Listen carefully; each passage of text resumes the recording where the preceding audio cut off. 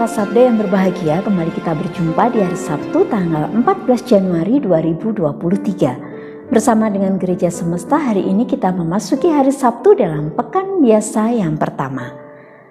Saudara-saudari yang terkasih, di dalam kehidupan sehari-hari, seorang guru akan memberikan prioritas perhatian yang lebih bagi anak-anak yang mengalami kesulitan atau terlambat di dalam mengikuti pembelajaran di sekolah.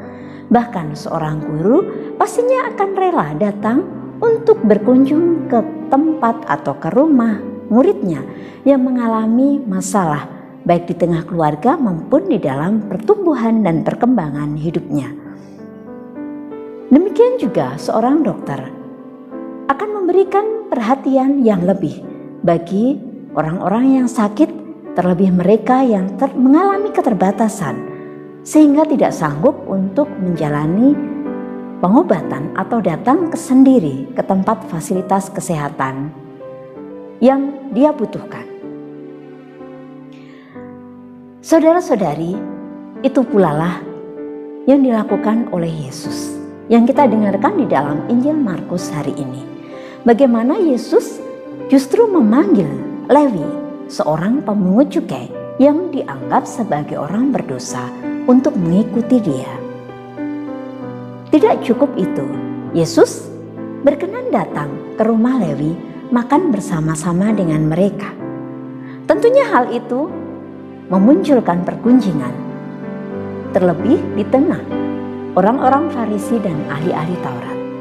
Mengapa gurumu makan bersama dengan pemungut cukai dan orang-orang berdosa? Mengetahui hal itu, Yesus pun tidak mundur untuk melakukan hal yang baik. Yesus justru mengatakan bahwa hanya orang sakit yang membutuhkan tabib, bukan orang yang sehat.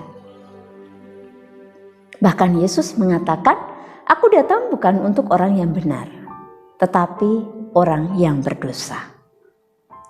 Saudara-saudari yang dikasihi dan mengasihi Tuhan, kita pun bukan orang yang sempurna. Kita bukan orang yang paling baik. Kita bukan orang yang paling benar di antara saudara-saudari sesama di sekitar kita. Tetapi paling tidak, masing-masing dari kita memiliki rahmat yang lebih yang Tuhan berikan. Melalui talenta, melalui pemikiran, kemampuan yang kita miliki. Maka dari itulah, apa yang kita miliki bukan untuk kita sombongkan, tetapi kita harusnya bersyukur kalau kita bisa melakukan hal yang kecil yang bisa membawa saudara-saudari kita pada keselamatan atau bahkan kehidupan yang lebih baik.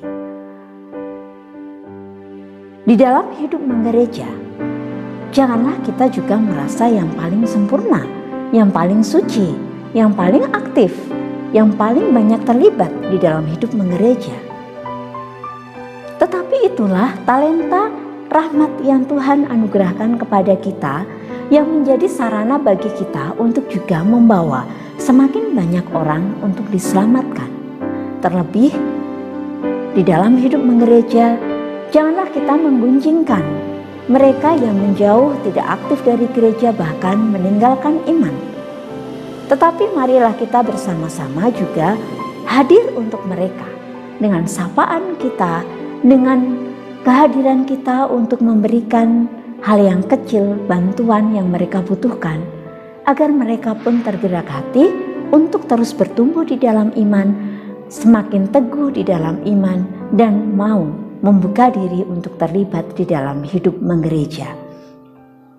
Maka marilah, dengan ketidaksempurnaan kita, dengan segala keterbatasan kita, kita pun hadir untuk sesama di sekitar kita. Kita mengupayakan pertobatan, tetapi bukan untuk kita sendiri saja, tetapi juga semoga menyentuh hati saudara-saudari kita juga untuk hidup dalam pertobatan. Kita mengupayakan untuk hidup baik, melakukan yang baik, melakukan yang benar. Semoga itu pun menyentuh hati saudara-saudari kita untuk menyalurkan kebaikan-kebaikan itu juga di dalam hidup mereka. Semoga Berkat Tuhan memampukan kita untuk hidup terus di dalam kasih.